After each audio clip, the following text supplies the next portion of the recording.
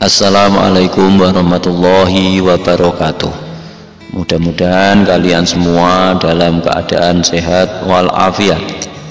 Inilah arti mimpi terbang terbawa angin kencang.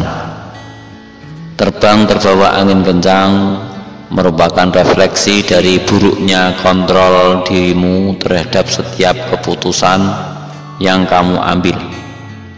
Mimpi ini juga menandakan bahwa kamu sedang dikontrol oleh seseorang dan mendapatkan masalah yang berat hingga mempengaruhi kehidupanmu saat ini.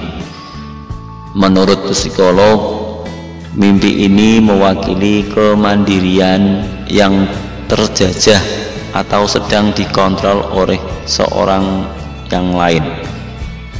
Jika terbawa angin yang sangat besar, menandakan besaran masalah yang tengah kamu hadapi. Sedangkan menurut Primbon, mimpi ini menandakan datangnya kegentingan hidup atau pertikaian yang panjang.